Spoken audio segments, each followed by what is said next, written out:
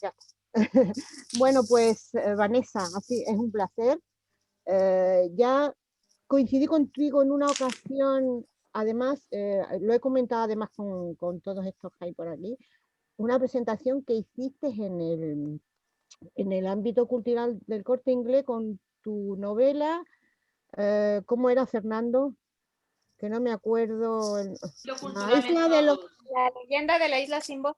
Sí, la leyenda. La leyenda La de de Dickens. la isla sin Que la voz. verdad, además que lo grabé, lo tengo por ahí, lo grabé y de verdad digo, qué presentación más bonita. Pero desde Especial, entonces, era que tenía un coro gospel entre el sí, público, sí, hicimos un flash mob y se empezaban a levantar cantando. eso es.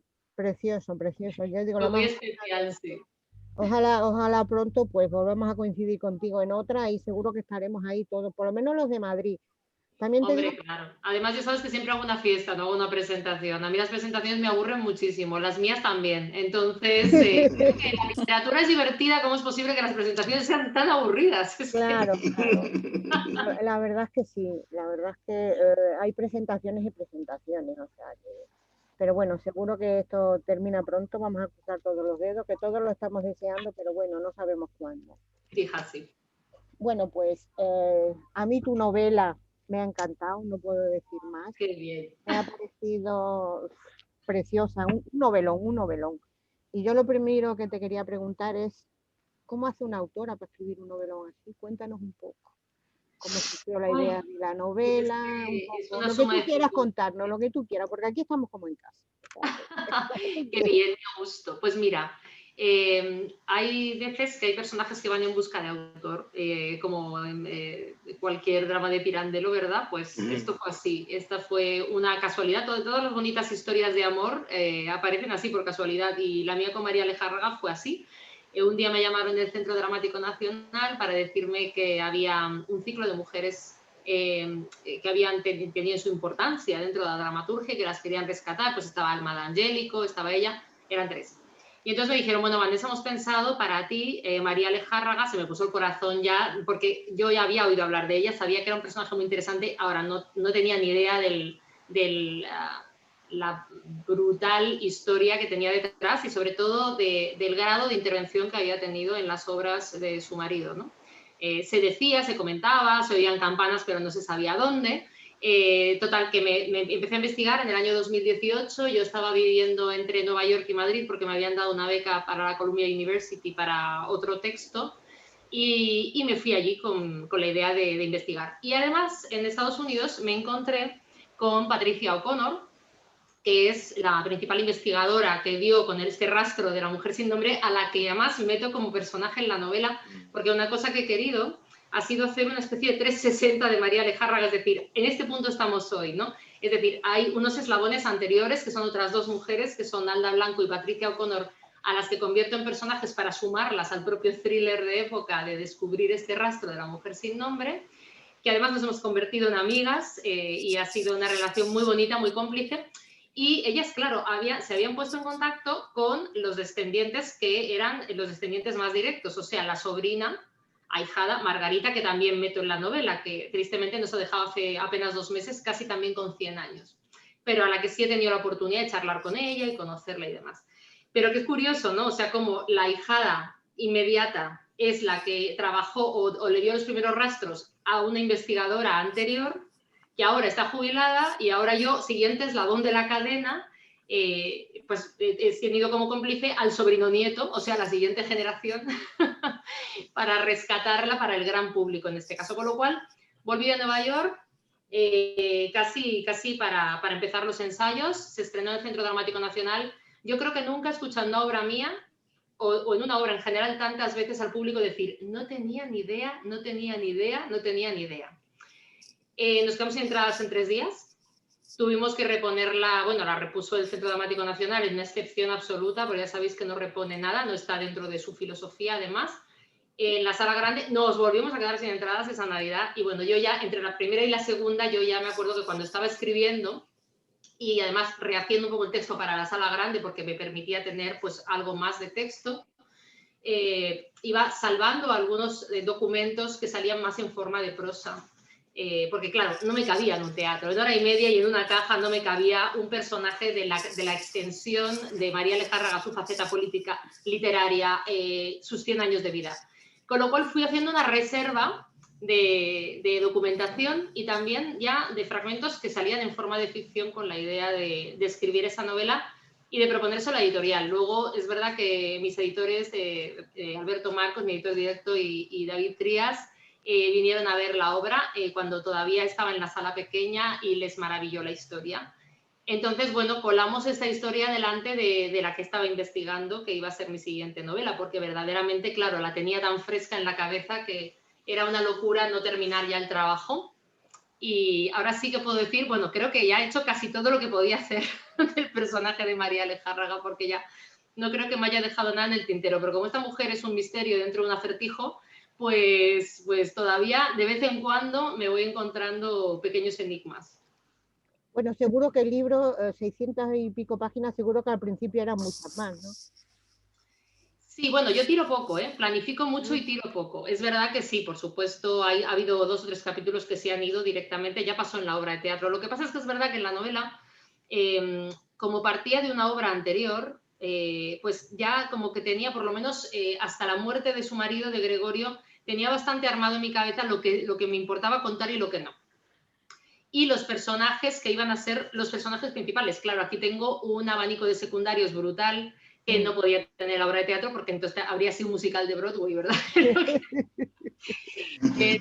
Tenía 5 actores maravillosos y todos hacían dobletes salvo María, eran ella y todos los hombres de su vida. Ahora, en la segunda mitad del libro, de repente has visto que el paisaje cambia totalmente a femenino. Claro. Entonces, en esa segunda parte del libro, que de forma natural la propia vida de María me llevó a que tuviera esas 2 partes y el epílogo, pues claro, me permitía meter a todas esas mujeres maravillosas que en la obra de teatro solamente podía mencionar porque no queríamos que la actriz principal hiciera muchos papeles para no quitarle foco a la propia María. Con lo cual, bueno, era como una adaptación en grandote de la obra de teatro, ¿no? Bueno, pues enhorabuena, porque de Curioso, verdad, vamos, que no había vivido la obra habrá tenido éxito, pero la novela es un novelón. O sea que... Muchísimas gracias. La verdad es que me he dejado la piel, eso sí os lo puedo No, asegurar. se nota, porque entre personajes, ¿Cómo haya quedado? escenarios, madre mía, digo, la documentación ha tenido que ser brutal. Bueno, voy a seguir, vamos a seguir porque si no, somos muchos a preguntar y si no, ya me están mirando con mala cara algunos. Belén. Hola, buenas tardes, Ay, se me ha Vanessa. olvidado decirte que estamos en todas partes de España, no solo en Madrid. Ah, qué bien. Porque, por ejemplo, está Así viajamos Manu, un poco. Zaragoza, Toledo, que está Estefanía, Fernando, que está en Sevilla, Borja, que está en el puerto de Santa María, Hola. Flor, que está en Asturias, y los demás, Pero bueno, qué variado. la comunidad, sí, la verdad que sí. Belén, cariño.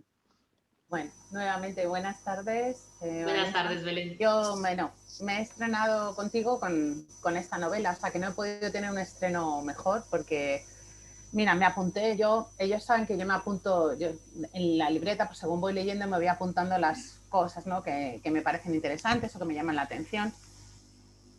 Y puse, increíble prosa, voy por la página 38 de 617 y esta historia ya me ha hecho suya. A mí me parece dificilísimo, en mi caso, no me engancho con facilidad, o sea, cuesta, y además yo doy 50 o 60 páginas. Si a los 50 o 60 no me hace gracia, pues como ya me la leo, pero ya voy exacto, esa es la palabra exacta, ¿no? Y además con frases como una niña de 1880 sentía que el teatro era un universo mágico, recibió un salvoconducto para soñar. Bueno, mi pregunta al grano, perdón, es que me ha encantado la novela. Muchas gracias. Yo se lo comentaba antes, leyendo la novela, pues digo, Jacinto Benavente, le dan el Nobel en la época, ¿no? Y se me ocurrió que hubiera pasado que si le hubieran dado el Nobel al marido de María. a García Sierra, me parece que es apellida, ¿no? Gregorio Martínez Sierra, pues Martínez bueno, Sierra, estuvo muy cerca, no le dieron el pues, Nobel. ¿qué opinabas tú sobre ese tema? Que es que me pareció, porque jugaba con fuego, o sea, y es que ella era muy buena. Claro, es que no estamos hablando, cuando me dicen es una autora silenciada más, no es así, es un símbolo, es un clásico perdido, no estamos hablando de cualquier historia. No, Es tan extraño el hecho de cómo logró ocultar, aunque fuera un secreto a voces, o sea, el porqué, los porqués de ese silencio incluso después de muerto, ¿no? O sea, la lealtad que la lleva hasta el extremo bueno, de no querer desprestigiar su memoria. Y se llama a sí misma coautora a partir de un punto, ¿no? Pero aún así se enfrenta pues, con una sociedad de la época, además ella en el exilio y luego él aquí, que no está dispuesta a creerla. O sea, que es que mucha gente dice, ¿y por qué no reclamó? Bueno, como si fuera tan fácil. Primero hay que decir, hola, soy negro literario, que eso en el mundo literario es que no es que esté mal visto, es que está muy mal visto. Es decir, no solamente está protegiendo la dignidad de Gregorio, está protegiendo la suya. Pero es que luego además Gregorio era una herramienta. Ella sabía que nunca habría alcanzado sus obras, los teatros que alcanzó, pero ya no un teatro nacional en España, sino uno en Broadway o en la avenida Corrientes de Buenos Aires o en el West End londinense o en Tokio, si no hubiera sido porque estaba parapetada tras el nombre de su marido. Otra cosa es que él tendría que haber sido a lo mejor más generoso y haberle concedido por lo menos la mitad públicamente, que lo hizo en privado porque ella llegó un momento en que sintió amenazados sus recursos económicos cuando la deja, ¿no? Por Catalina Bárcena. Entonces, bueno, ¿le podían haber dado el Nobel? Es que estamos en una época en la que yo no sé si puede haber más concentración de talentos y de cerebros. O sea, quiero decir, la Edad de Plata española que no se estudia con suficiente interés, ya no estamos hablando solamente de escritores. Bueno, para empezar en la novela ya veis que en el estreno de Galdós, del abuelo de Galdós, hay 3 premios Nobel, unos que ya lo saben y otros que no, hablando. O sea, es que es de risa, ¿no?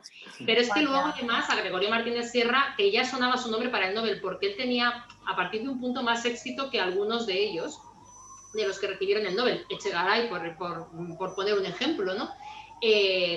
Él soñaba con el Nobel, claro que sí, se sentía el siguiente en la lista. Y el Nobel no, pero sí recibió por canción de cuna el Premio Nacional de Literatura. O sea, que es un Premio Nacional de Literatura que aparece en Google, en la Wikipedia, y que aparece en las oposiciones de maestro de literatura hoy, de los profesores que dan clase a nuestros hijos, y que le pertenece a María Lejárraga. Entonces, claro, es un caso muy extremo, muy extremo. Vale, y yo también soy de la frase de no tenía ni idea. Claro, ni siquiera sabía que en Madrid hay una calle con su nombre, porque lo he mirado, y hay una calle biblioteca. Ni idea, o sea, cero, de lo cual me siento súper avergonzada. Pues no, avergonzada no, es que ¿sabes qué pasa? Que hay una cuestión, y además mi invitada nos escribió un artículo de opinión sobre eso en El País no hace mucho, sobre el rescate de la memoria histórica de la mujer. Hay una cuestión que es todavía más, que da todavía para un thriller mayor, y es cómo no lo hemos sabido desde los años 60, cuando a mí Patricia O'Connor me dice, te voy a mandar el libro en el que yo, en La Avispa, que es esta editorial desaparecida que estaba dedicada a textos teatrales, vale que era una publicación minoritaria, pero también escribió mucho para textos universitarios, ¿no? Se quedó en el entorno académico que esta mujer, Patricia O'Connor, había hecho todo un rastreo de cartas de la voz del autor en diferentes obras, atribuyéndole gran parte de las obras. Y luego ya, si te pones a rascar, y además ella está de acuerdo, para mí son todas. O sea, no hay ninguna duda. Es que este señor lo escribió porque hay cartas en las que dice... estoy probando a ver si puedo escribir yo, ya que tú no quieres hacer nada cuando se han separado, y en ese momento ya ha escrito todos sus grandes éxitos. Dice que va a probar a escribir él. Entonces, no hay ninguna duda. Entonces, ¿qué ha pasado desde los años 60 hasta hoy? ¿Por qué no la tenemos? ¿Hay una conjura judeo-masónica? No. Es desinterés. es que es más sencillo y más triste. Es desinterés. No se confía, creo, suficientemente en la capacidad intelectual o en la calidad de las obras de una mujer, porque igual que no estudiamos a María Lejárraga, pues no estudiamos a Maruja Mayo en pintura. y es de la misma época, y de la generación del 27 está María Blanchard, la madre del cubismo, en fin.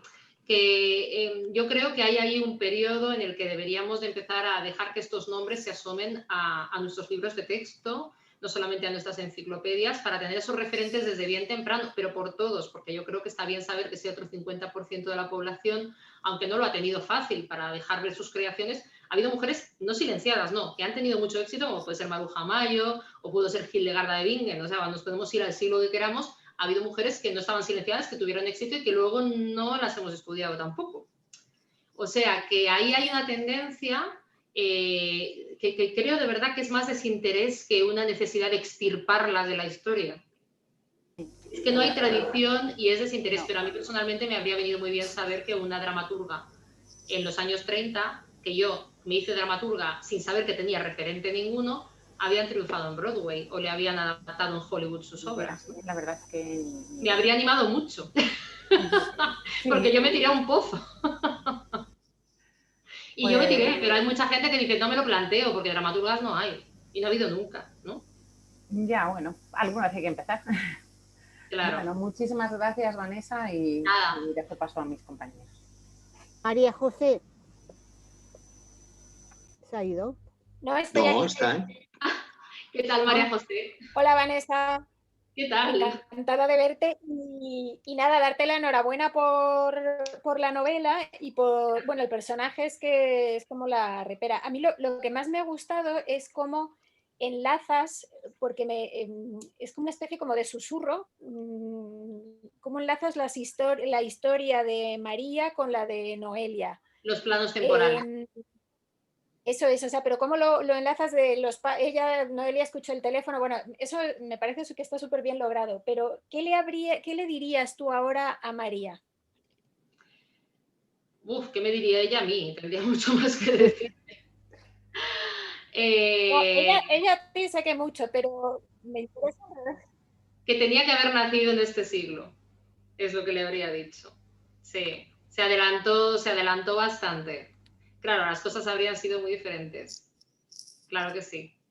De hecho, han sido diferentes de 20 años a esta parte. Por ejemplo, yo como novelista, hay muchas veces me han preguntado si como escritora he sentido que como mujer, pues no, la verdad. O sea, igual puedo decir una cosa que otra. Yo he tenido compañeros hombres, incluso en la novela negra, que es el género más machista, se dice, entre comillas, ¿no? Porque pues nunca premian a mujeres, ni siquiera nos nominan y tal. Pues incluso cuando he escrito thriller, yo he estado ahí con los grandes popes de la novela negra, bien jovencita, sentada en una mesa y me he sentido siempre respetada y apoyada por compañeros hombres. Ahora, en el teatro es dificilísimo. Es dificilísimo para un dramaturgo español, punto, porque no se confía de un tiempo a esta parte, estamos viviendo una época dorada en la que de repente algunos teatros, por lo menos institucionales, nos empiezan a sacar de ahí. Pero puedo decir que en Noelia está un poco la historia de Patricia O'Connor, está el director de la obra, estoy yo, son experiencias compartidas, pero hay algunas que le he prestado. Y esto de que tú seas la autora o la directora y te manden a maquillaje está por ahí, tú dices, me verá mala cara. Me manda maquillaje este señor. Con la mejor de las intenciones, pero nadie se imagina que eres la autora o la directora, ¿no? Entonces es muy divertido. Quiero decir que vamos, divertido por decir algo, que no me lo tomo a mal, simplemente es falta de tradición casi. Sí, sí. Entonces en el teatro sigue siendo mucho más complicado y tienes que demostrar mucho más, sobre todo en la dirección, como autora también, pero sobre todo en la dirección. Así que María, pues imagínate, si esto yo he notado un cambio brutal en los últimos 15 años para mejor, imagínate si esta mujer hubiera nacido 150 años después. Casi nada. Pues nada, darte la enhorabuena y las gracias por traernos a este personaje tan desconocido, porque yo tampoco sabía nada, no tenía ni idea. Gracias a ti, de verdad. A ver si le ponemos entre todos nombre a esta mujer sin nombre, que ya le toca. Flor. Hola, buenas. Encantada de conocerte. No te veía. Vanessa. Aquí. Encantada de conocerte, Vanessa. Y bueno, yo te quería preguntar, ¿en qué época temporal te sentiste más cómoda escribiendo? ¿En la que transcurre en el pasado o la que es más, bueno, presente, más reciente?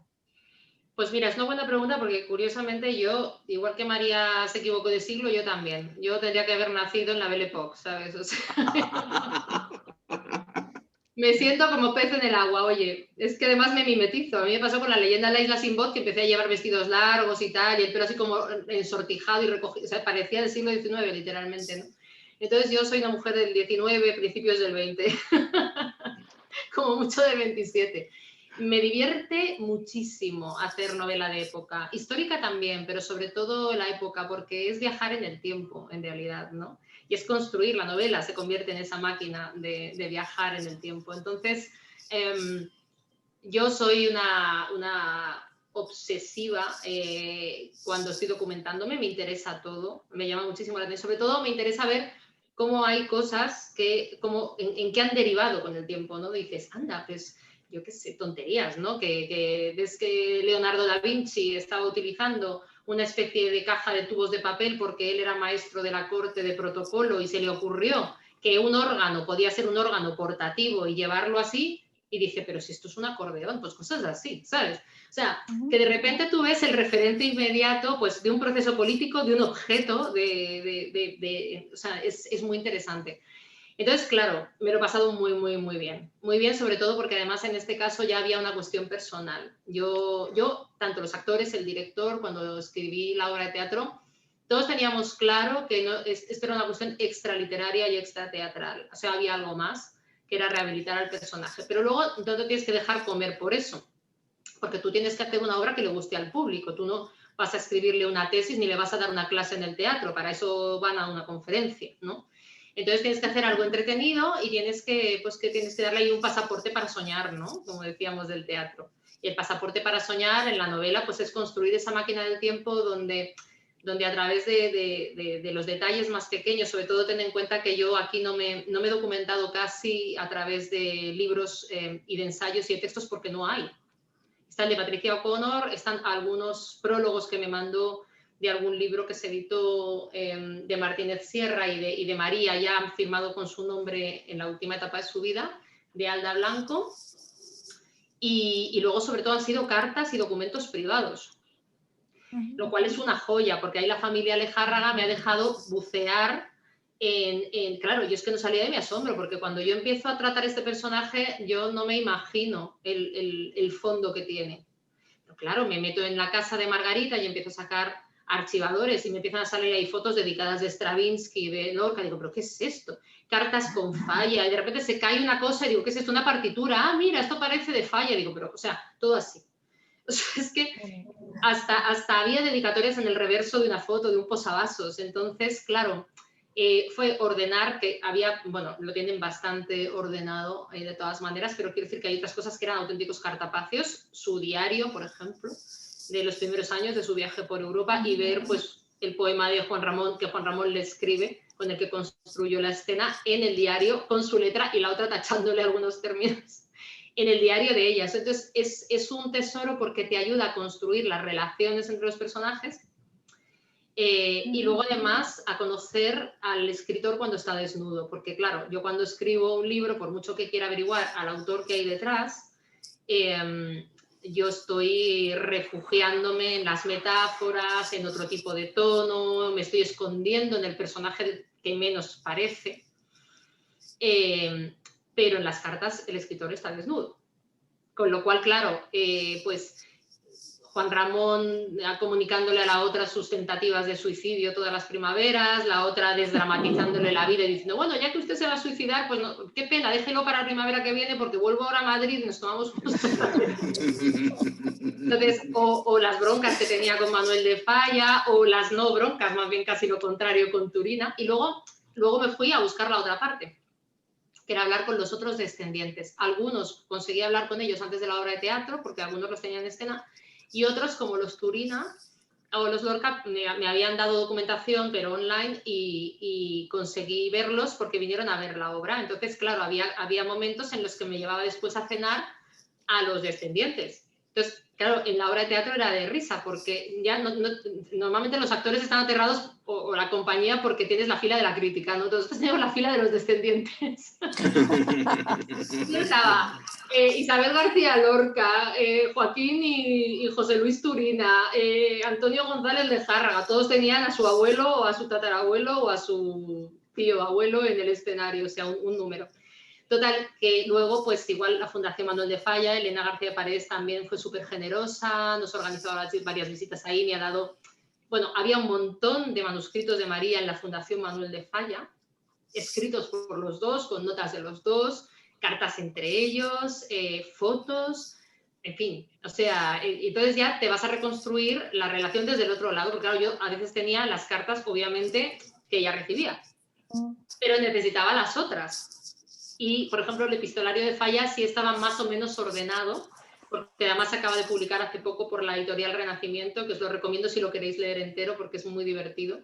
Y es un recorrido de testimonio de una época, vamos. Pero vamos, que otras no.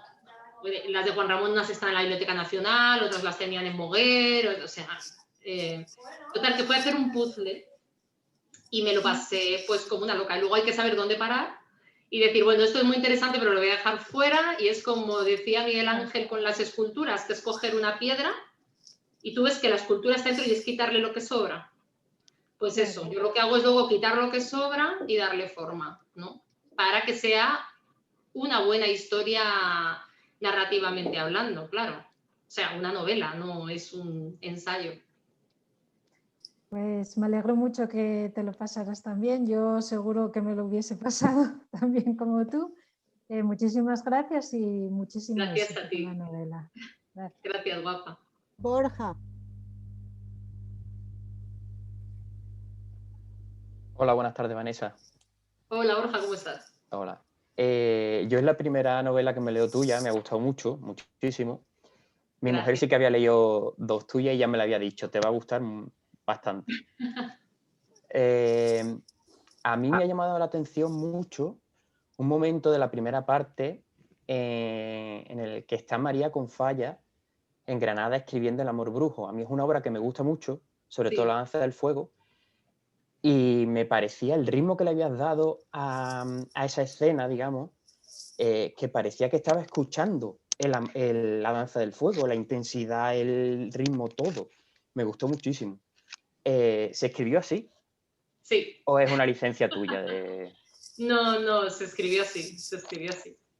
Sí, sí. Y también la escribí así, escuchando una y otra vez La danza del fuego. O sea que yo creo que al final, y eso a mí me pasa mucho, ¿no? Por eso he hecho una playlist para que pudierais escuchar. Yo hoy la he oído, qué bonita. Me parece, ¿no? Porque unos son simplemente que me inspiraban y otros son los que yo me ponía para escribir, pero es que además yo me tengo que cerrar en el despacho a veces con los cascos porque si no, a quien lleva conmigo lo vuelvo loco. Mucho piano, Ahora la voy a volver loca, porque es que soy capaz de ponerme el mismo tema 30 veces. Te digo, Vanessa, que sobre todo el piano aparece mucho.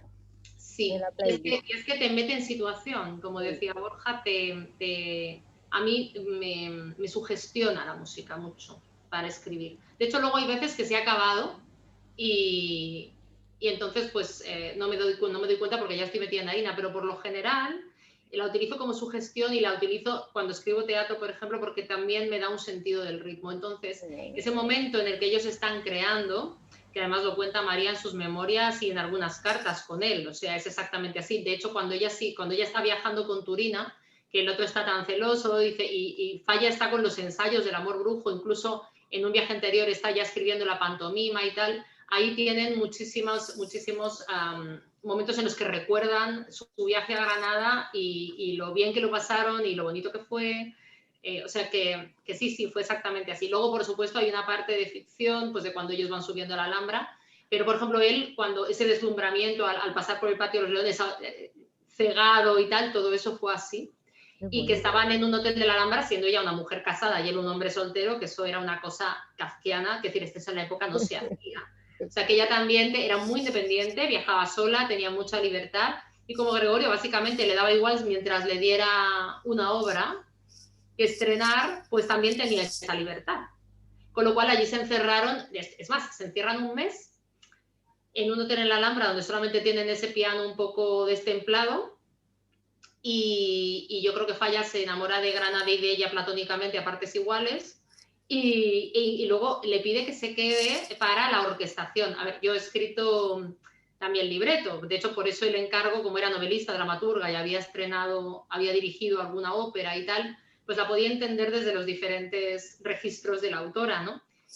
Entonces cuando yo decía, pero vamos a ver, tú sabes con quién escribes, es decir, el músico que está escribiendo contigo es que trabaja mano a mano. Y luego también me hizo mucha gracia que él quisiera que ella estuviera presente en la orquestación, porque en la orquestación el compositor no te necesita para absolutamente nada, de hecho suele querer estar ya a su rollo, pero él quería tenerla pegada. ¿Vale? Y quería que se quedara en Granada con él, y yo, ay, don Manuel. Don Manuel. Ay, don Manuel, que se le ve el plumero. Pues enhorabuena, porque me ha gustado muchísimo. Muchísimas gracias. Gracias a ti. Qué gusto. Tere.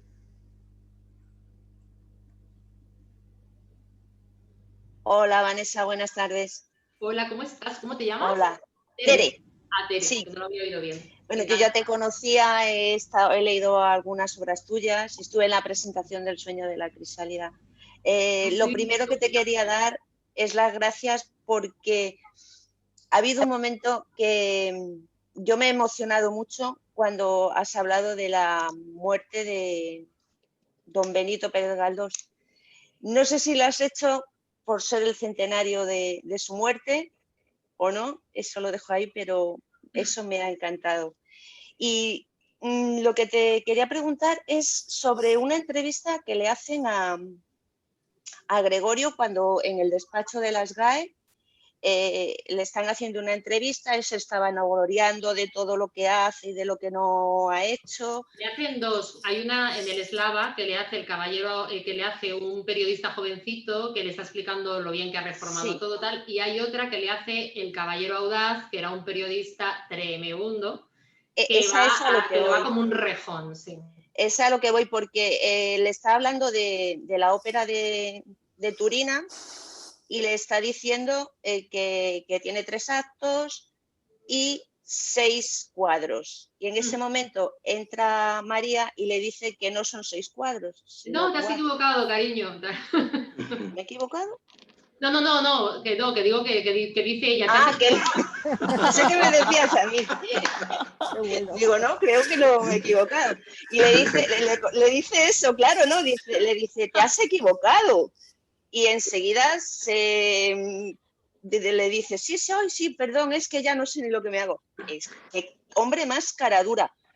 ¿Esa entrevista es real o te la has inventado tú un poquito? Es absolutamente real. Es absolutamente real. Sí. Es que era está recortada porque era más larga, pero sí, de hecho, a ver, a esas alturas de la película era un secreto a voces. Además, Gregorio no caía bien porque, a ver, entre otras cosas, porque ya sabéis que aquí la envidia es una cuestión, o sea, era un hombre exitosísimo, que tenía su propio teatro, que iba de éxito en éxito, como dramaturgo y como director, que encima tenía al lado a la mujer más codiciada en el mundo de las artes escénicas, que era Catalina Bárcena, y a una mujer que todo el mundo respetaba intelectualmente y por su carisma, y que se rumoreaba que era quien estaba escribiendo, para él por lo menos parte. Se decía que si los personajes femeninos, tal, con lo cual, claro, estaba servido el odio que le tenían. No caía bien porque sabían, porque en ese momento ya Catalina es la amante oficial.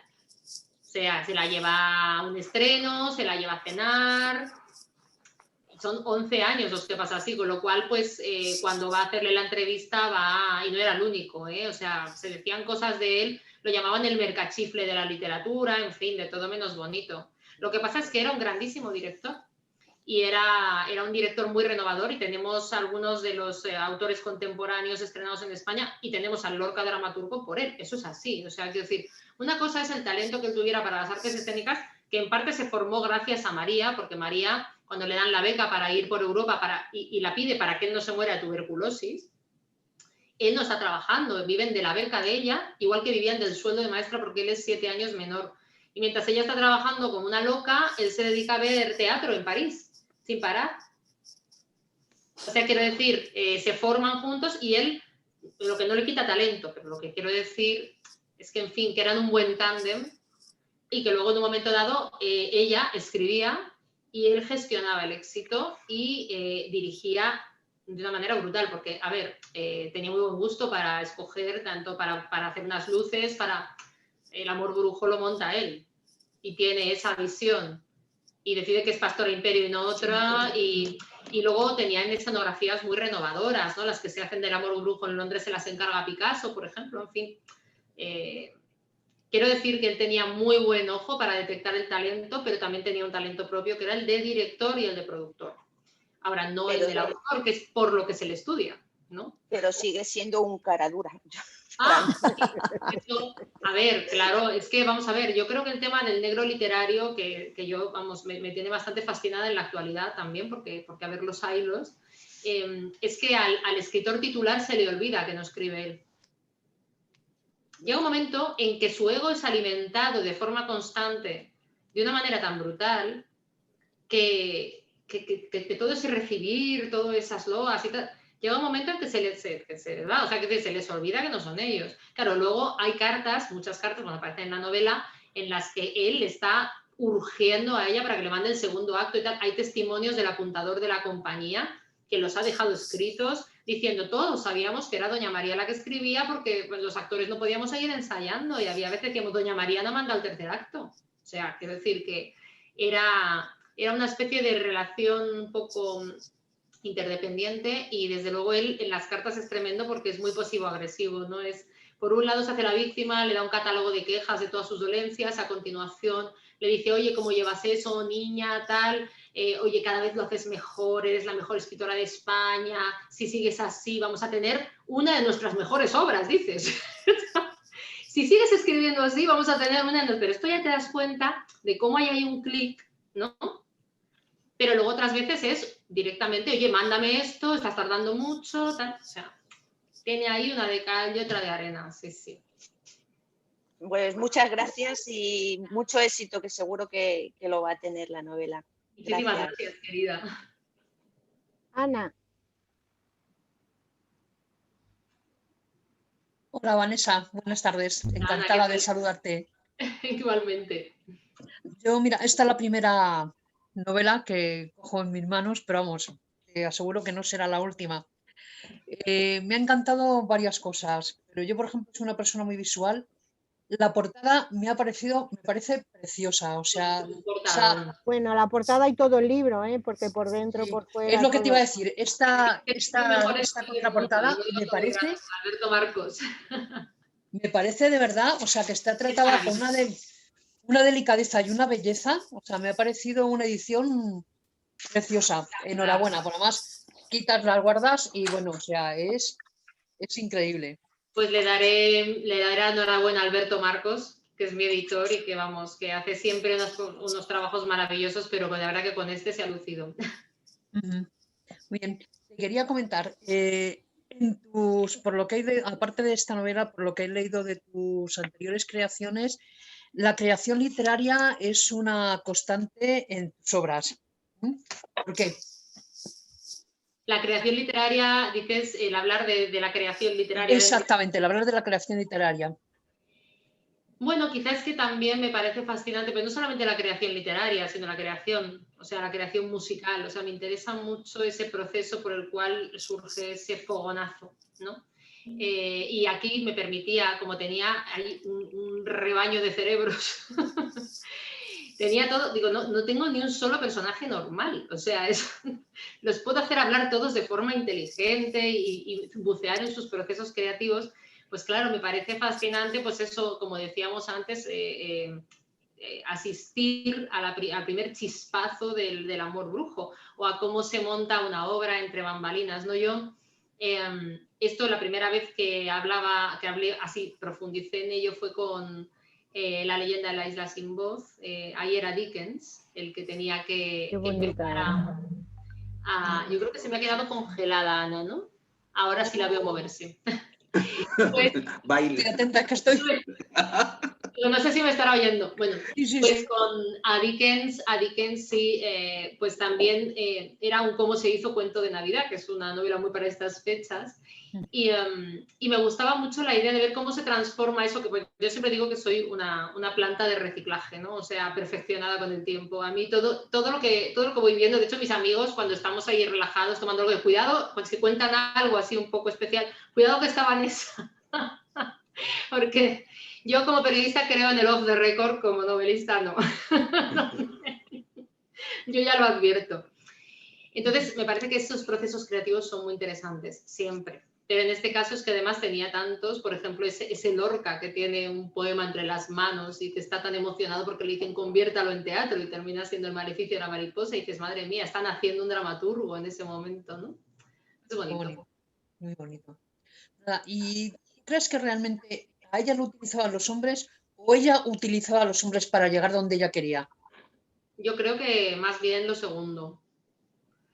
O sea, quiero decir, a ella la utilizaron, eso es obvio. O sea, Sí, a ella lo claramente. utiliza a su marido porque además te digo que utiliza el gancho de lo emocional para que ella produzca más. O sea, y luego además hace lo que le da la gana. O sea, quiero decir que tampoco es que la cuide especialmente en ese aspecto. La cuida en otros, pero como mujer no. Pero ella, su Gregorio es un instrumento. Ella era muy lista, muy inteligente. Era una mujer superdotada. Entonces, claro, no escribe unos 90 obras así como así y es políglota y traduce en 4 lenguas y luego además es diplomática y seduce intelectualmente a todos los grandes popes de ciertas artes de ese siglo. O sea, obviamente era una mujer muy especial. Pero Gregorio, la mejor invención y el mejor personaje de María Lejárraga es Gregorio Martínez Sierra. Si lo llama mi muñeco. A ver. Sí, sí, lo que es realmente. Lo que pasa es que, bueno, ella también le quería y le cuidaba porque él era enfermizo, era más cenizo que ella, que sería una mujer vitalista, divertida, con ese sentido del humor irreductible. Él era pues como Juan Ramón y eso es ella, en realidad estaba rodeada de cenizos, si lo piensas, porque todos les pasaba de todo, el que no tenía unos traumas religiosos terribles y pensaba que había cogido la sífilis, esto es real, lo de Falla, todo porque una bailarina se le sentó encima, y hace relaciones sexuales en su vida, o sea, uno hipocondriaco y con unos traumas religiosos, el otro se quiere suicidar cada primavera, el otro con todos los catálogos de problemas que tiene intestinales y con tuberculosis desde la infancia, es que la única que está más o menos fuerte es ella, pero es verdad que Gregorio en ese momento, bueno, el único error de juventud yo creo que es pensar que tu amor va a ser amor para toda la vida y dices, bueno, pues en vez de un seudónimo cualquiera me pongo el de mi marido y esto es como una especie de comunidad de bienes. Ella hizo una frase tremenda al principio de sus memorias, dice, en aquel momento decidimos que por lo menos de momento, como no podía firmar ella porque se jugaba su puesto de maestra, que llevaran el nombre del padre. Es como que, bueno, si total estamos juntos, que caiga todo en el mismo saco, porque ella no tenía ese ego de autora, a ella le gustaba pues ir a ver que se estrenaba Canción de Cuna, subirse a un palco y ver que hombres y mujeres a la par se emocionaban con algo que había escrito. Y como lo sabía Juan Ramón, lo sabía Ayala, lo sabía Falla y lo sabían sus amigos, pues ¿qué más le daba? Que lo supiera un crítico, si le da igual. O sea, lo que pasa es que, claro, cuando ya no puede vivir de su trabajo y se da cuenta que el otro coge las de Villadiego y un hijo con otra, pues entonces, ¿cómo sigues escribiendo? Y sobre todo, ¿qué traición para ella? Porque dices, bueno, yo le he dado todo, he pensado que este era el matrimonio perfecto, íbamos a estar siempre felices juntos, y ahora resulta que se va con su nombre, con el mío, que es el suyo, que es mi nombre de pluma, con toda mi obra, y con mi futuro. Porque tú no puedes nacer de repente como autora con 60 años o con 50. O sea, entonces, por eso digo que es una historia curiosa, porque hay ahí ellos dos están atrapados por una firma exitosa y claro, igual nunca pensaron que iba a ser tan exitosa, ¿no? Soñarían con ello, pero claro, estamos hablando de que la compañía era, junto a la de María Guerrero, la más importante a nivel nacional, ¿no? Pues nada, muchísimas gracias por descubrirnos a esta mujer tan impresionante y mucha suerte con la novela, mucho éxito. Millones de gracias, Ana. Gracias a ti, Vanessa. La verdad es que es un gustazo escucharte, Vanessa. Leerte y ¿Qué escucharte. majos sois? Y si quedamos todas las tardes, así cuando tengo un día de bajón. Cuando quieras, mira, después de cuando termine la fiesta quedamos a tomar, aunque seamos de 6 en 6, quedamos contigo a tomar un cafetito, lo que sea. Cafetito. Sí. Mamen.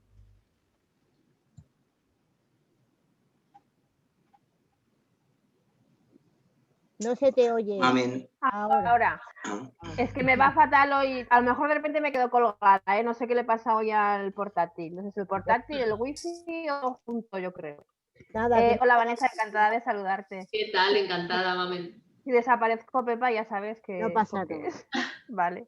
Me ha gustado muchísimo la novela, pero al hilo de lo que hablabas ahora con Ana, hay algo que me chirriaba continuamente porque no entendía cómo ella, como tú muy bien dices, que es una mujer tan adelantada a su tiempo, súper inteligente, tan feminista, tan independiente, no supo poner remedio antes y ver un poco, porque, a ver, que su marido le era infiel con otra mujer, hacía mucho tiempo que ya lo sabía, y cómo no antes se cubrió un poco ya las espaldas e intentó separar un poco los caminos también, por lo menos para eso, ¿no? Pues para cubrirse un poco las espaldas.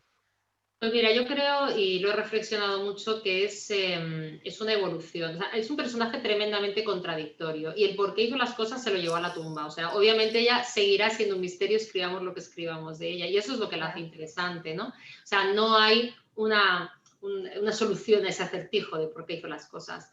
Ahora, lo que sí sé es que hay una evolución tremenda en ella. O sea, todo lo que es María al principio con Gregorio y tal, luego hay cartas donde dice... que Dios los perdone a todos y a mi maridito por añadidura por haberme estafado por los 4 costados. O sea, esto lo dice ella en cartas, es decir, es muy consciente. Lo que pasa es que ella tenía un sentido de la lealtad ya no solamente hacia Gregorio, sino hacia sus amigos en general, que no le permitía hacer daño. Es que no podía. Entonces, haber dicho, escribo yo sola, habría sido, insisto, desprestigiarle él y desprestigiarse ella como negro literario. Luego, ¿qué ocurre? Pues que además tenemos una evolución hacia el feminismo cuando se separa. Yo creo que ella intentó salvar su matrimonio como fuera porque sabía cómo iba, o sea, ella se plantearía cómo iba a seguir escribiendo, qué iba a pasar ahí, porque lo había apostado toda una carta. Por eso digo que creo que fue un error de juventud. Yo creo que en ella estaba la esperanza de que a él se le pasara en algún momento, porque de hecho yo creo que si Catalina no se hubiera quedado embarazada, él nunca habría dejado a María, no le compensaba. Ya no había dado el paso.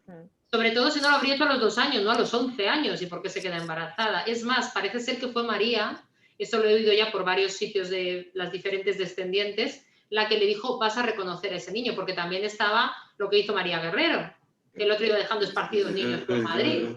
Es decir, oye, aquí vuelves a casa, aquí fácil, después Gloria, y olvídate de ese chiquillo. Pero María no era así. Entonces, no quería, ella hablaba en sus obras de la hipocresía social, ella no quería participar de esa hipocresía social y tener que su marido tuviera 2 familias. Entonces, claro, lo dejan. Y luego sí lucha por sus derechos y sí se nombra coautora en unas memorias. ¿Y qué pasa? Que no la creyeron.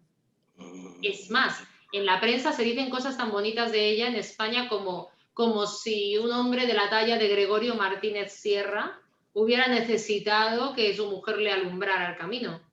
Lo que pasa es que yo creo que habían pasado muchos años a lo mejor, ¿no? O no sé. ¿Sabes qué pasa? Es que sucede todo muy deprisa, Mamen. Es decir, hay una tormenta perfecta. Ten en cuenta que en los años 30 se separan.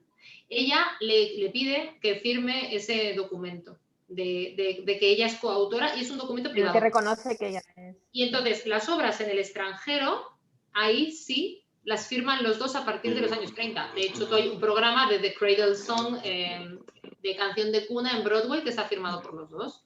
¿Por qué? Porque así no se armaba escándalo, no había internet, yo qué sé, si aparece canción de cuna en Broadway, sí, firmado por los dos, pues mira tú quién se va a enterar, ¿no? Entonces, claro, entonces es que hay que ponerse en el contexto también de la época. Entonces, ¿qué pasa? Que es que ella en los años 30 se separan, tiene la niña, y a continuación empieza toda la locura de la época de la República. Ella se mete en política, en ese momento ya no escribe más para él, solamente Sortilegio, que se queda sin estrenar. Y a partir de ahí llega la guerra y el exilio. Y entonces ya está indefensa, porque nada hacía presagiar que eso iba a ser así. Ellos pensaban que iba a ser pues una cosa de unos meses y que iba a volver. Entonces, claro, le pilla así y luego ya encima es una exiliada que reclama a los que están aquí en plena dictadura no sé qué cosas. O sea, tiene todas las de perder. Claro, tenía que haberlo hecho antes. De hecho, ella empezó a hacer esas gestiones de tú pon que ante testigos somos coautores, por lo menos y tal, en los años 30, pero es que en el 36 ya estamos en guerra. Además, una vez que fallece él, Catalina Bárcena, con el odio que le tiene, vamos, o sea, imagino que facilidades ninguna, o sea, sería todo lo contrario. No, era todo lo contrario, claro. Al final consigue que respeten, que las obras en el extranjero las cobren a la mitad, me parece, pero incluso quieren que no se quede con la pensión de viudedad, porque ya esa es otra. Dice, ¿y por qué no se le divorció nunca? Pues ¿para qué? Si es que no se fiaba. Perdía todos los derechos. Los que no tuviera como coautora, los tenía como viuda, por lo menos, ¿no? Ya, lo que pasa es que tampoco le interesaba a Gregorio divorciarse, claro, porque si no la perdía ella, era un poco, en fin. Digamos que Gregorio intentaba estar ahí en equilibrio en ese vértice del triángulo como podía, porque una le amenazaba con irse de la compañía y la otra amenazaba con no escribir más. Ya. Entonces, bueno, pues iba ahí como podía. Pero vamos, en cualquier caso, María no sigue escribiendo mucho más. Y ¿por qué sigue escribiendo para él después de separarse? ¿El qué? Nada, un par de traducciones y Sortilegio que se quedó sin estrenar. O sea, que no... Porque luego enseguida llega la guerra. Y luego también hay gente que me pregunta por qué ella firmó como María Martínez Sierra siempre con su nombre de casada. Es que hay que entender que no es su nombre de casada, es su seudónimo. Era como su marca, o bueno, sí, su seudónimo, sí. Es su seudónimo. Entonces, ¿qué hace? Claro, pues no va a renacer como María Lejárraga como escritora a los 60 años. Pues se pone María Martínez Sierra, se funde con su seudónimo, ¿para qué? Para que cuando ya llega, toca la puerta de un teatro en Buenos Aires o en Nueva York, diga que es la viuda de Martínez Sierra y luego ya le cuente que fue su coautora y todas estas cosas que no se sabían para poder colocar sus obras, reposiciones, traducciones. Sí. Así que, claro, pues se las fue. Digamos que todo es como una especie de fichas de dominó. Desde el momento en el que ella dice, bueno, venga, vale, pues ve firmando tú. Ya. Me ha gustado mucho. Me parece apasionante la vida de esta mujer, de verdad. Me ha gustado muchísimo. Te deseo mucho éxito. Su personalidad es apasionante también, a mí me lo parece. Sí. Una vitalidad, una fortaleza muy divertida, además. Yo me he reído mucho con sus cartas. Sí. Muy risueña, muy divertida, sí, desde luego. Sí. Muchas gracias, Vanessa. A ti, querida. Óscar.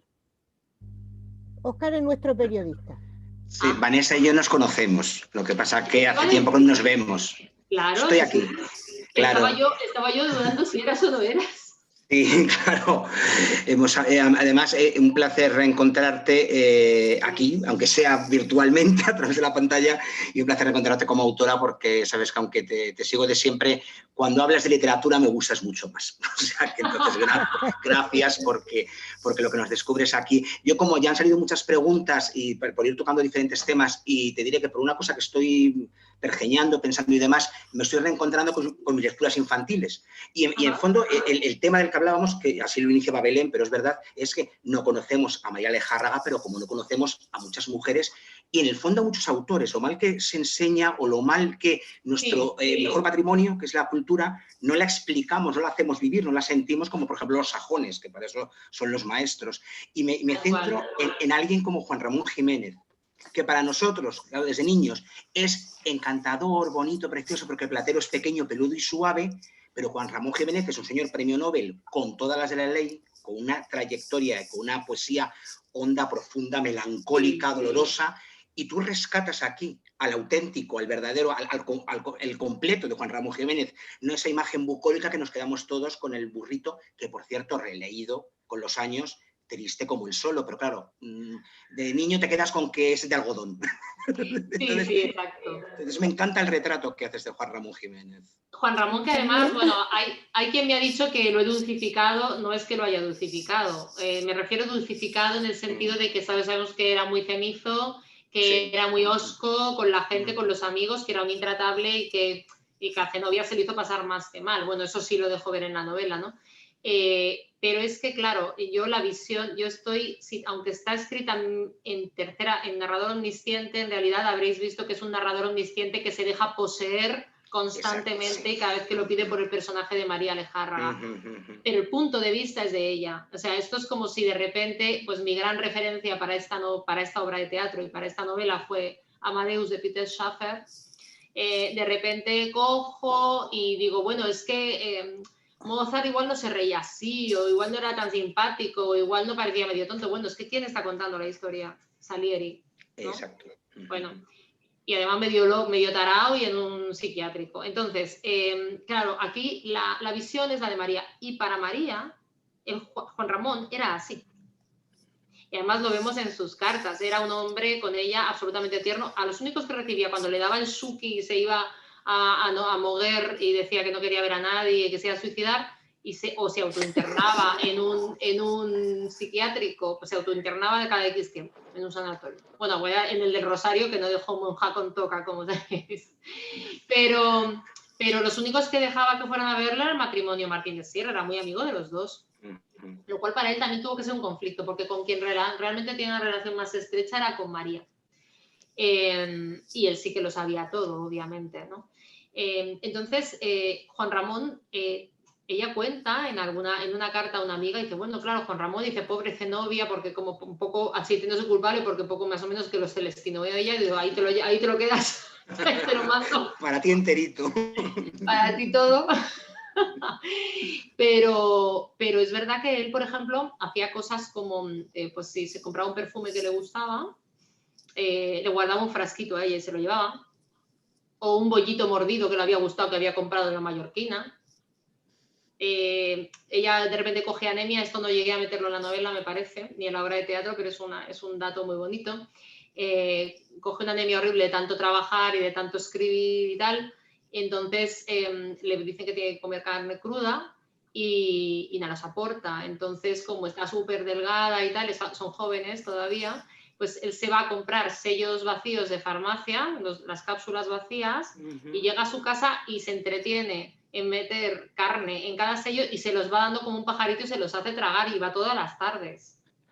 Ese era el Juan Ramón que conoció María. Entonces, claro, era una comunicación intelectual brutal, él ponía nombre a las obras, porque se le daba muy bien titular, ella corregía las obras con él, las suyas, en fin, tenía una relación pues tremendamente estrecha a nivel intelectual, y además dice que como él era poeta en verso y ella en prosa, pues que nunca discutieron y que nunca hubo una mala palabra, ¿no? Tengo una fiera tirándome del pantalón obsesivamente, ¿sois algún tipo de gruñido? Mientras que no desaparezcas, como en las películas de terror, que sería lo... Ay, qué bonito. Vanessa, hay una última curiosidad. Cuando María empieza a leer el manuscrito original de Platero y yo, esas correcciones que pones, ¿las sacaste de un manuscrito original de Juan Ramón que haya por algún sitio o las imaginaste lo que pudo cambiar? Inventé. Es que me hizo gracia que estuviera tachado. Oye, pues parecen muy de Juan Ramón, ¿eh? O sea, que te han quedado muy genial. No, eso fue una licencia. Oye, no muerdas tú. Pues enhorabuena, de verdad, ¿eh? Gracias. Amparo.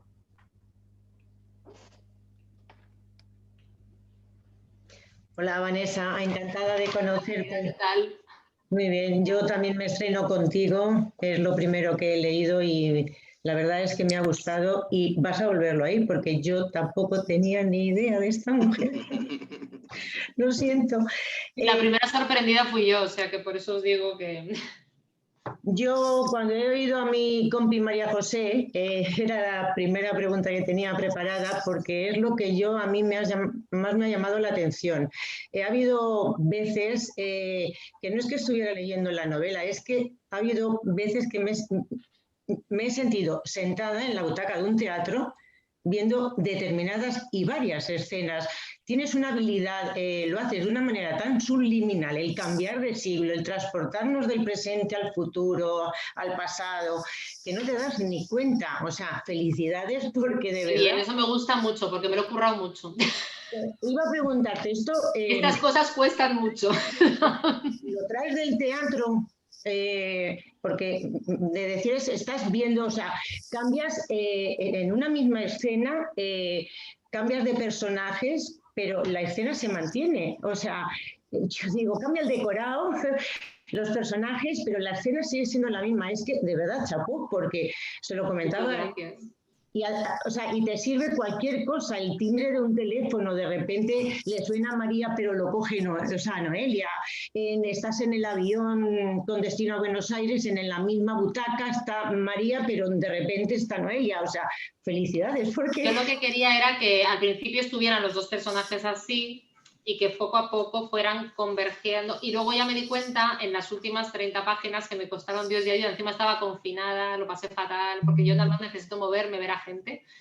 Y lo que los personajes entraran en colisión y ya estuvieran juntos realmente. O sea, una vez que el lector hubiera entendido el juego, ya no avisar. O sea, yo siempre voy como poco a poco, ¿no? Esta técnica la utilicé ya en El ingrediente secreto, en mi primera novela, y tenía muchas ganas de encontrarme con una novela Río otra vez. No he leído nada, yo lo siento. Pues en El ingrediente secreto pues fue la primera de las 6 que tengo, la que ganó el Ateneo Joven de Sevilla, que probablemente se reedite al año que viene, ojalá, en bolsillo, para recuperarla.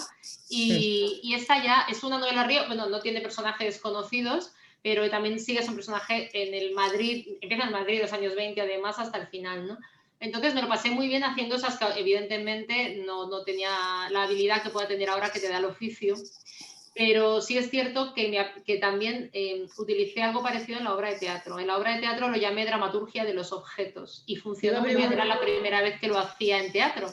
Entonces, ¿qué pasaba? Que los actores de repente eran unos investigadores, no eran una compañía teatral, eran unos investigadores que estaban investigando si no, si era la autora o qué pasaba allí, estaban en un despacho, era una escenografía muy Mamet, muy contemporánea, muy, pues eso, como muy americana, y de repente, pues uno tenía el diario de María y dice, ¿y esto qué es? He encontrado el diario de María, y decía el otro, déjame ver, y ella, que estaba en versión fantasma, que está mirándolo todo, de repente coge el diario y dice, eso, pero bueno, eso es mío. Claro, el público al principio se quedaba diciendo, el fantasma le ha cogido el diario, dice, Juan Ramón Fiera, poeta en el demonio, esto es privado. Y ya estamos, cambiaban las luces, ¡zas! Y ya estábamos en el otro siglo. Y quedó fantástico. Entonces dice, bueno, pues vamos a utilizar, en vez de, en este caso, una dramaturgia de los objetos, la novela me permitía que fuera también de los espacios, es decir, que entres en las cortes o entres en un teatro por una puerta en el siglo XXI y salgas en el siglo XIX, de repente hay un coche de caballos, en principios del XX, en su coche de caballos, ¿no? Pues lo haces también de manera tan subliminal que es que no te das ni cuenta, o sea, de repente te has transportado. Muchas gracias. Has cambiado de siglo y, bueno, felicitarte por eso, porque es una de las cosas que más me ha gustado. Y aparte de lo de las anotaciones de Platero y yo, ¿has ficcionado algo más de la vida de María? No, o sea, a ver, lo que realmente haces con una novela es, a través de las sugerencias de los datos reales, digamos, construir una ficción. ¿En qué construyes la ficción? Pues que si fuera un ensayo, yo no me puedo meter en los sentimientos del personaje, a no ser que explícitamente los dé en una carta, que en muchos casos pues están, ¿no? Yo qué sé, me puedo a lo mejor inventar una escena en la que ella pasa por un espejo y lo ve roto y ve su rostro roto y lo que siente, porque he leído cartas donde ella dice lo que siente. Entonces lo que haces es construir una nueva realidad a partir de sugerencias de la realidad, como de trozos de la realidad. Los datos son los datos, quiero decir. Hay una investigación, como veis, que está muy, muy a fondo. Además, hasta a veces el propio descendiente de María, Antonio González de Járraga, yo decía, pero ¿y tú te acuerdas de aquella carta que me di? Porque he vuelto loco, claro, que había un dato que decía que había un programa que sacaba de no sé dónde, y decía, pero Vanessa, da igual, no seas tan rigurosa, me decía el descendiente, y yo entiendo, me voy a volver loca. Bueno, el caso es que hay un momento en el que tienes que, me pasó con Dickens también, hacer al personaje tuyo, porque si no, no vuela como novela. O sea, tienes que perderle un poco el respeto de una manera bien entendida y decir, bueno, la realidad llega hasta aquí, pero es que hay cosas que nunca, o sea, a través de un ensayo, claro, tú no te puedes aproximar al mundo de las emociones. Y yo recuerdo una frase que me dijo una vez Javier Reverte, al que quería mucho, mucho, y nos dejó hace poco, un buen amigo, que me la dijo hace muchos años, cuando yo empezaba a escribir, porque me había llamado la atención que él, que escribía tanta crónica periodística y libros maravillosos de viajes, bueno, en tono periodístico, que hubiera querido de la guerra de Sarajevo escribir una novela, en vez de su crónica como corresponsal de guerra en un libro. Y le dije, ¿por qué una novela? Y no uno de tus libros de viajes o de tal. Y me dijo, porque Vanessa, hay historias que es que no son objetivas. Son tan tremendas que solamente te puedes aproximar a ellas a través de la ficción. Solamente te puedes aproximar a la verdad a través de la ficción, a la realidad. Y me pareció muy bonito porque dije, es verdad, o sea, porque ¿por qué algo que solamente contiene datos objetivos, que objetivo no hay nada, te va a dar una perspectiva más cercana de lo que puede ser la guerra civil con todos los manuscritos de Martínez Sierra ardiendo y ella manchada de sangre y yo decirte que le huele a carnicería, todo? Claro, ella no ha dicho que le huele a carnicería, pero ya lo digo yo. Quiero decir, tú construyes a partir, luego si es verdad que para mimetizarme con ella, como he leído tantas cartas, y hablar en voz de ella, porque hay cosas que la gente las cita como si fueran de María Lejárraga y son mías. Que es gracioso, porque claro, ella habla en la novela, obviamente, ¿no? Claro. Ahora, dejo que intertextualmente se meta mucho en la novela también, ¿no? Lo que pasa es que normalmente lo anuncio. Entonces, lo que hice fue hacerme listas, lo hice ya para la obra de teatro, pero la novela, y las tenía pegadas por las paredes, listas de sus expresiones en la juventud, de las que veía en las cartas que me llamaban la atención. Por ejemplo, un abrazo monstruoso, cosas que me llaman la atención, ¿no? Sus frases hechas durante la guerra, o en el código amoroso, o cuando está enfadada, o en la ancianidad. Y las tenía por épocas, algunas por años, pero otras por épocas, pegadas por las paredes. Y cuando me metía en un capítulo en el que brincamos en el tiempo y estaba la María tal, yo ya quería, o sea, si no eran esas frases, eran esas o parecidas, y construía su voz a partir de ahí, ¿no? Para que también marcar la evolución del personaje, ¿no? O sea, que he sido muy fiel hasta ese punto, quiero decir, está lleno de expresiones hechas de ella y de otras que me suena que podría decir, ¿no? Pues enhorabuena, porque a mí me ha gustado muchísimo y mucha suerte. Gracias. Gracias. Fernando. Hola, Vanessa. Hola, ¿qué tal? Encantado. Encantadísima. Coincidimos una vez en Sevilla con la novela de Dickens. De Dickens. Lo que pasa es que hace ya... Sí. Hace unos añitos, ¿verdad? Y fue un placer entonces, y lo es ahora. Sí, gracias.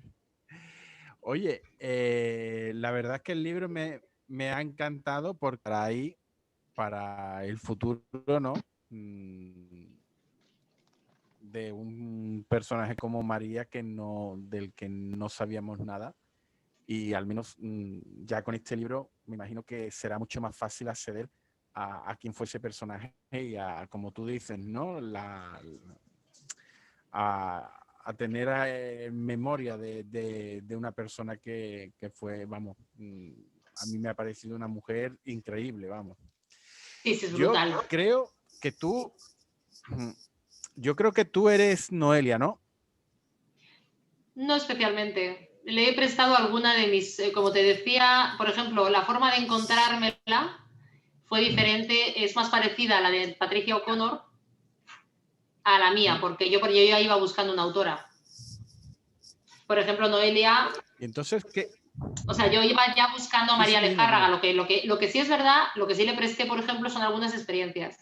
Le presté, pues, por ejemplo, que me colé por los portales de la Plaza de Oriente buscando a los descendientes, porque yo en la guía había visto que ahí había dos Lejárragas y la cuenta la vieja me decía que tenían que tener 100 años, las hermanas en cuestión, que eran sobrinas. Entonces, como no tenía otra forma de localizarles, me había dicho Patricia O'Connor que creía que vivían por esa zona, pues fui preguntando a los porteros hasta que di con ellos. Una había muerto, la otra seguía allí, y luego ya con el sobrino nieto, ¿no? O sea, que hay cosas que sí.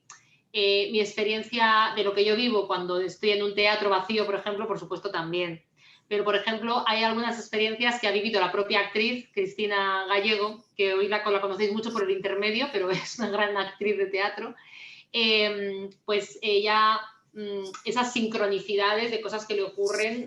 Bueno, ya hablaba con María en el camerino antes de salir a escena, o sea, quiero decir que ese punto mágico que tiene el personaje de Noelia, casi de reencarnación, viene de Cris Gallego, o del propio director de la obra, que le pasaron muchas cosas dirigiéndola, porque en este caso no era directora, sino director, con lo cual, digamos que el personaje de Noelia, quería que prestarle la experiencia teatral que habíamos tenido, pero siempre los personajes son como pequeños monstruos de Frankenstein, por lo menos para mí. Yo los construyo de trozos, de muchas cosas y de muchas personas y de otras que me invento. Entonces, pues es ahí una especie de monstruo de Frankenstein, ¿no? Así como si me preguntas en El sueño de la crisálida, Patricia tiene que ver conmigo, sí, es una caricatura de mí directamente, ¿sabes? O sea, es como yo elevada a la máxima potencia, más que nada porque si soy yo sin más, no soy un personaje interesante literariamente hablando, me tengo que ver con una lupa del 400% para funcionar en literatura. En la realidad igual funcionamos, en la ficción no. Pues la verdad es que me ha apasionado vivir de cerca o ser testigo de personajes tan importantes como Lorca, como Falla, como Juan Ramón, pero sí es verdad que también he disfrutado mucho con la parte del Madrid el contemporáneo de la actualidad. Hombre, yo quería que fuera un poco el poder ver entre bambalinas lo que sucede también en el mundo del teatro, porque para mí esto era también, pues y sobre todo tal y como se ha puesto la cosa, mi particular homenaje al teatro, ¿no? Ya lo traté en El ingrediente secreto, se veía mucho, pero sobre todo más el mundo de los cuplés y de ese Madrid de principios de siglo. Pero bueno, aquí me quería meter a saco en los grandes teatros, no solamente de España, sino del mundo. Y la verdad es que, bueno, es verdad que, por ejemplo, hay una experiencia curiosa que sí viví en Buenos Aires y que esa sí se la presté entera a Noelia, que fue que encontré la tumba de María, ¿no? Eso es real.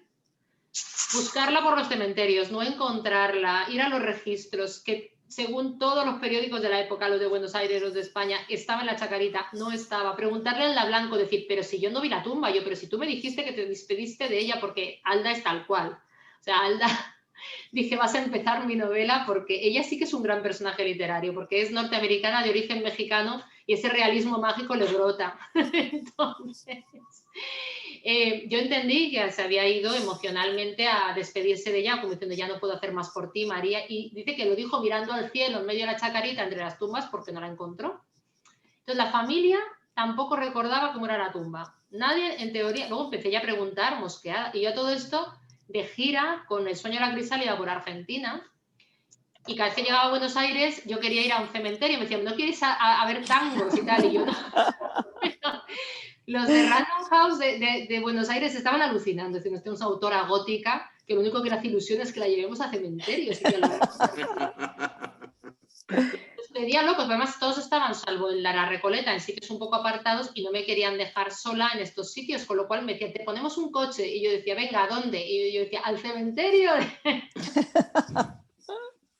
Pero dije, es que la encuentro. Dije, no se puede haber evaporado. O sea, a todo esto empezaban los ensayos en Madrid y estaba ya la compañía con el director a punto de estrenar en Madrid. Y yo buscando la tumba. Bueno, tanto es así que no me dio tiempo a meterlo en el texto de la obra de teatro porque ya era mucho cargar más de cosas. Y dije, bueno, pues a la novela vas. Y sí, al final encontré el documento de ella que decía que se le había pasado hasta la familia.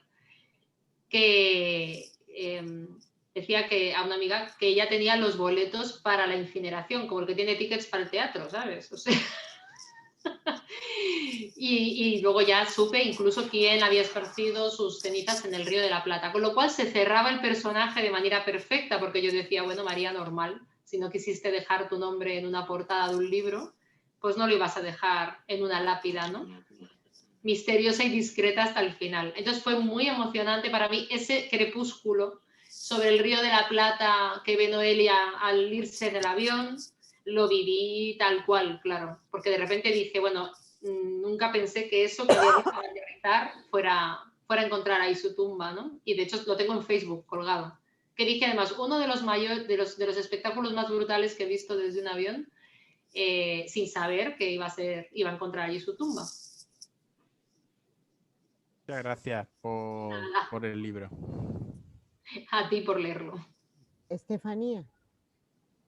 Hola Vanessa, buenas tardes. Hola, ¿qué tal? A mí me ha gustado mucho el libro porque me ha parecido una vida súper interesante la de esta mujer, que como yo creo que la gran mayoría de todos nosotros no teníamos ni idea de que había existido. La cantidad de personajes que tienes en la novela, a cada cual más fascinante. A mí me ha gustado mucho esa amistad tan entrañable que tiene con Juan Ramón Jiménez. Sí, es muy bonita. Y bueno, aparte de la protagonista, que evidentemente María Lejárraga, ¿tú con qué personaje te quedas? Uy, qué difícil. Cuando yo tengo varios favoritos, aparte de la propia María, que me tiene obsesionada, pero a mí me encanta Don Manuel. Mi Don Manuel. Sí. Manuel de Falla me encanta, me ha encantado porque, claro, no me lo imaginaba así porque yo he sido muy, muy fan de Falla. Yo estudié música, estudié piano también y bueno, para mí Falla era lo más. Entonces, de repente que alguien que ha sido groupie casi, de repente encuentra sus cartas y firma como Don Manuel, de las músicas, es que yo no daba crédito, digo, o sea, esto no puede ser Entonces dije, vale, creo que he encontrado toda la documentación que necesitaba para hacerlo humano, ¿no? Porque yo lo tenía en un pedestal. Me parece un personaje muy interesante, sobre todo con un código de valores muy especial. Bueno, abandonó España como la abandonó, teniendo una ideología de derechas, porque no quería estar en un lugar donde habían matado, porque teniendo en cuenta que para él Lorca era como el hijo que no tuvo.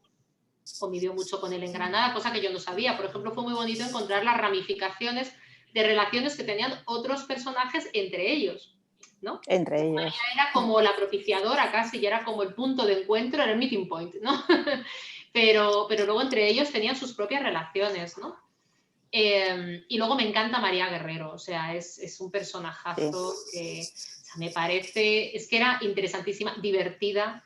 Luego una mujer que consiguió ser empresaria, ya no de teatro, sino empresaria, de las más poderosas en España, en un momento en el que la mujer era un cero a la izquierda. Entonces, en aquella época, sí, y luego que era una actriz de otro planeta. Bueno, lo que dice Sara Bernard de ella cuando es real, ¿eh? Cuando dice que nunca se ha subido al escenario con una actriz así, o sea, la Guerrero era mucho. Era mucha Guerrero. Era mucho Guerrero y luego, bueno, pues esa era tremenda en todos los sentidos. Bueno, y la forma en que se murió, que de repente un día estaba ensayando, no le había dicho a nadie que estaba enferma y se cae redonda y entonces empieza a decir, bueno, a su marido, fulanito, acuérdate de hacer no sé qué, a su hijo, fulanito, menganito, no sé qué, y le dicen, esto es real, ¿eh? Todo esto en medio del teatro. A punto de estrenar, le dicen, ay, María, no digas eso, Marieta, le dice el marido, que vamos a pensar que te va a pasar algo. Dice, bueno, pues que se preocupen, que es verdad que me muero. Y se murió. ¡Qué tía! De una, ¿sabes? Porque se preocupen que me muero. Y se murió sobre el escenario, casi. Y lo que fue ese funeral, ¿no? O sea, era, bueno, una mujer admirada. Pues bueno, tú ves el libro de firmas de que lo quise poner porque creo que cuenta muy bien el personaje. Pusieron su féretro en el María Guerrero, además donde yo he estrenado y bueno, pues ese teatro es muy especial y estaba ahí de cuerpo presente, vamos, y cuando se la lleva al coche, bueno, yo tuve acceso a ese libro de firmas y al lado del conde de no sé qué está el presidente del gremio de limpiabotas, diciendo a la primera trabajadora de España, ¿no? Entonces, esa era María Guerrero, es que es un brutal. Y luego Galdós, porque Galdós, antes es que no he contestado de toda la pregunta, yo a Galdós le tengo devoción desde que lo leí por primera vez. O sea, soy galdosiana por los cuatro costados. A veces me dices, ¿te quieres parecer a alguien? A Galdós. Lo adoro. O sea, y bueno, sí, era la efemeridad, digo, un momento mejor imposible para hacerle, sobre todo porque era el mentor de María. O sea, quiero decir que no está nada traído por los pelos. Y era el escritor de las mujeres. Era el escritor de las mujeres, ¿no? Es decir, que hasta Galdós no tenemos una referencia real femenina, sino que no sea una especie de semiángel extraño, ¿no? O una mala malísima. En realidad tenemos una mujer de carne y hueso y luego él hacía cosas en las que me siento muy reconocida porque las he hecho antes de saber que las hacía y me hace mucha ilusión. Era un enamorado de Madrid, ya sabéis que los canarios a veces no le tienen demasiado afecto porque él dijo que se sacudía hasta la tierra de los zapatos antes de subir al avión para no llevarse nada de Canarias con él. De Canarias, sí. Entonces se enamoró de Madrid absolutamente. Recorremos los mismos sitios, pero yo también soy muy fan del Ardi. Es que adoraba el cocido y Valle Inclán le llamaba el garbancero. El garbancero. Porque decía que sus novelas olían a cocido de tan madrileñas que eran. Entonces, claro, yo es que desde que leía Galdós y su fascinación, incluso viniendo de fuera, me sentí muy reconocida porque para mí Madrid siempre fue mi universo literario. O sea, y lo sigue siendo. Me da igual que sea contemporáneo, que he escrito novelas sobre Nueva York, que es mi otro hogar por parte de padre. Pero sí es cierto que Madrid es una ciudad para mí con un contenido literario brutal y Galdós le supo sacar ese jugo. Y luego además que es un visionario, o sea, te está contando lo que va a pasar en la guerra civil mucho antes de que ocurra y se muere sin verla, ¿no? Entonces es como para revisarlo una y otra vez. Pero vamos, esto de subirse en un tranvía para tomar notas del natural y bajarse en el siguiente, que también lo hacía Ana María Matute, pero con los... Sí, Ana María Matute era, no, era... Carmen Martín Gaite. Decía que había que errar para hallar el hallazgo. Y se subía en autobús, no sabía dónde le llevaba y se bajaba donde le parecía, cogía otro y vagabundeaba. Eso yo hago constantemente.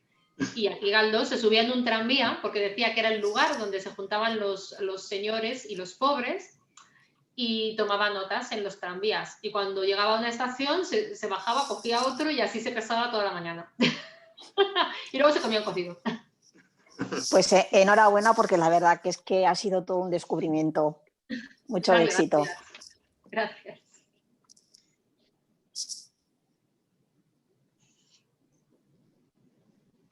Pepa, estás muteada. Magda.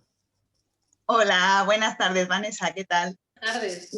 Bueno, yo como mis compañeros estoy muy agradecida porque nos has mostrado a un personaje que yo tampoco conocía. Y me encantan los libros que me muestran a personajes que no conocemos, pues ya sea por la forma en que nos han enseñado, bueno, por motivos varios. Y bueno, mira, a mí hay una frase que me gusta mucho, que está ya como a mitad de la novela, que dices, hablando de María, de repente su paisaje era femenino y soñaban con cambiar el mundo, que indica pues un cambio ya de mentalidad fuerte. Yo te quería preguntar, con todo lo que has investigado sobre María, con el conocimiento que ya debes de conocer como si fuerais íntimas, ¿tú qué crees que habría pasado con ella si no se hubiese separado de Gregorio? ¿Habría en algún momento despuntado o hecho algo más allá de ser su sombra? Pues mira, es una buena pregunta. No lo sé, no lo sé. Yo tengo la sensación de que, por un lado, rompió el ritmo que llevaba de publicaciones porque ella se fue a curarse del desamor a Niza y necesitó recuperarse de ese trastazo. Quizá hubiera seguido escribiendo para él, pero yo creo que el feminismo que empieza a surgir en ella en el momento en el que está, cuando ya escribe Sortilegio es un trío gay, ya quiero decir, y ya habla más que de la hipocresía social, lo lleva al extremo, ¿no? Yo creo que igual no de una manera tan inmediata, pero a Gregorio Martínez Sierra le escribía discursos feministas. O sea, hay que acordarse que Cartas a las Mujeres de América y Cartas a las Mujeres de España están publicados aún hoy por Gregorio Martínez Sierra y las mujeres le adoraban. Claro, decía, es un hombre que decía esas cosas. Hasta en eso al principio fue un instrumento, porque ella siempre decía que había que instruir a la mujer, que tenía que el pasaporte para la libertad ella era maestra, ¿no? Era la cultura. Había mucho analfabetismo en general, pero había mucho más en la mujer, aunque íbamos prosperando a toda prisa, de una manera más rápida, ¿no? Pero el mundo de la mujer era absolutamente analfabeto en ese momento. Por eso había quien decía que no se nos podía dar el voto. Entonces decía que las mujeres decían lo que les decía su marido, el padre o su hermano. Entonces ella, cuando ponía los discursos feministas en boca de Gregorio, ¿qué estaba haciendo? Despertando. Claro. Lo que hacía era que un hombre le dijera a las mujeres cosas que si decía otra mujer dirían, bueno, es que esta es una descastada, encima es escritora, quita, qué profesión tan poco decente, esta es una bohemia de la vida, ¿sabes?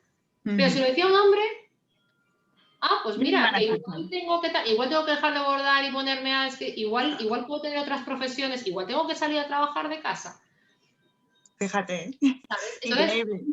Es increíble. Entonces yo creo que ella al principio le parece bien incluso que los declame él y luego ya obviamente cuando se separan coge su propia voz y su propio nombre, porque ella en el Lithium Club y cuando ya crea la Cívica, que es una asociación para mujeres desempleadas, donde se les da formación de todo tipo, si lo piden, pues historia, oratoria, química, o sea, en todo, política, y de hecho ahí él nombra director del grupo amateur a Lorca.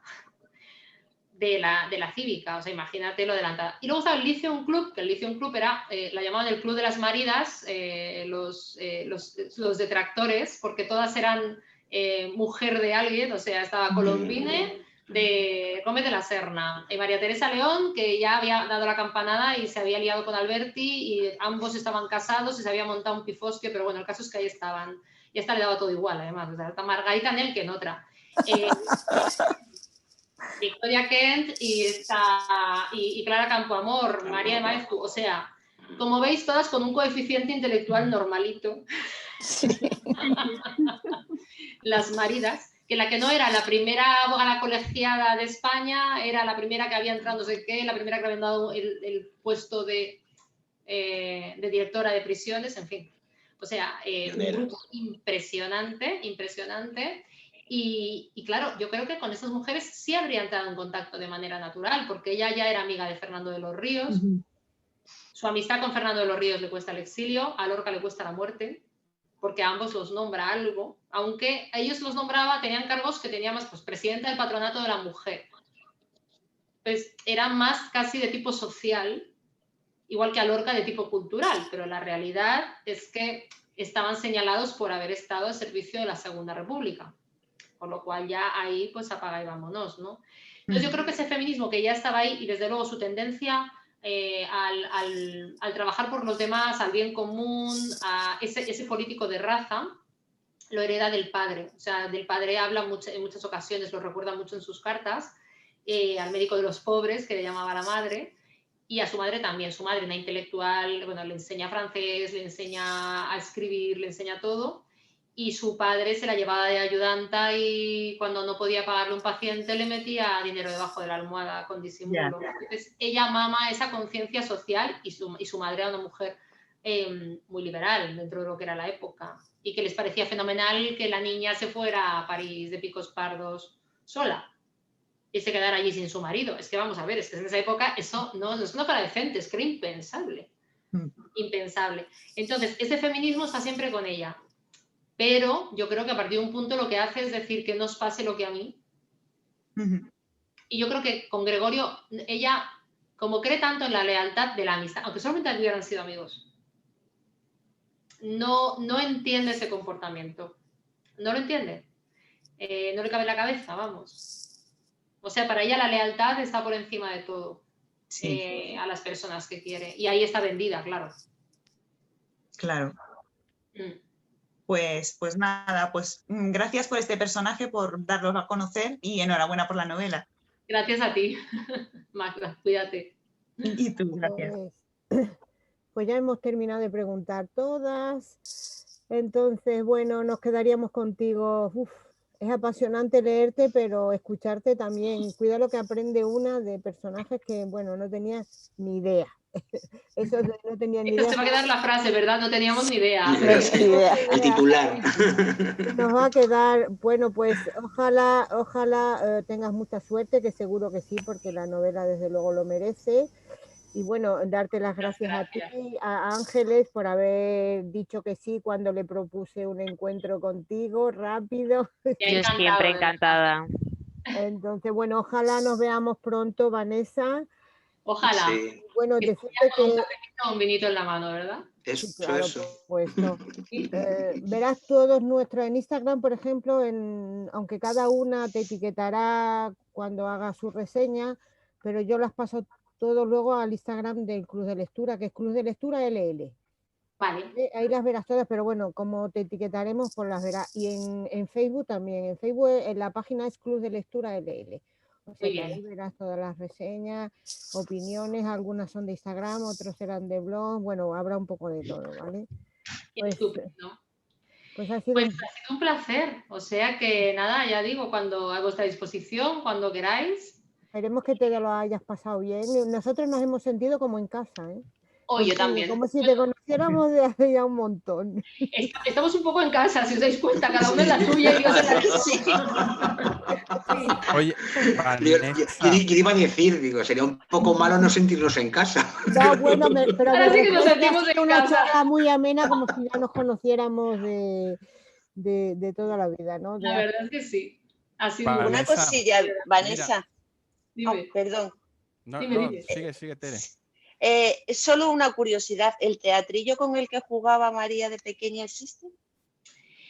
Bueno, no está físicamente, pero estuvo, sí, sí, sí. Y de hecho ella lo describe, me lo describió también Margarita y bueno, desapareció. De hecho hicimos una reproducción maravillosa para el Centro Dramático Nacional, que yo porque no tengo malicia, pero me lo tenía que haber echado, bueno, al bolso no me cabía, pero me lo tenía que haber guardado.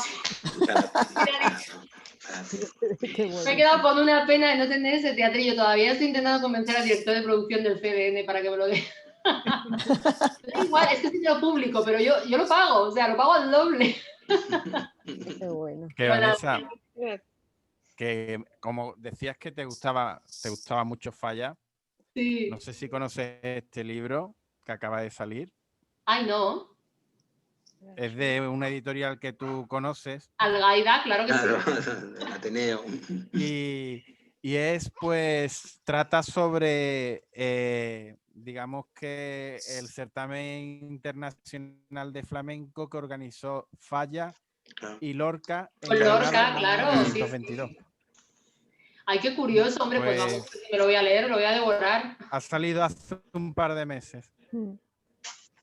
Pues me voy a hacer con él. ¿Y es el que ha ganado el Ateneo? No, este es una novela. ha salido una novela. Ha salido como novela normal, sin premio y sin nada. Hace un par de meses. Ah, vale. Es del autor que ganó el Ateneo Joven hace 8 años. Sí, sé quién es. Pues nada, fenomenal. Seguiremos con el tema. Y si tenéis curiosidad, ya sabéis que Renacimiento ha editado junto a la Fundación Manuel de Falla el epistolario completo. Así que con María, entre María y Falla. O sea que esto es un documental. Bueno, yo me lo sé de memoria, claro, porque lo he ido subrayando y tal. Y he tenido que pedir permiso por cada frase, línea por línea que he utilizado. Entonces, claro, me lo conozco al dedillo.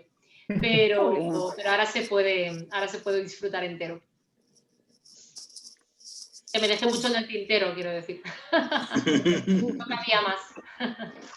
Bueno, pues un beso enorme, Vanessa, y bueno, ya sabes dónde estamos, cualquier cosa. Un besazo. Cuidaos mucho. Muchas gracias y enhorabuena. Mira fiera, qué rica. Mira, ya ha dicho, yo ya esta gente no puedo, me duermo. Claro, tanta alejarra. Adiós. Adiós. Adiós.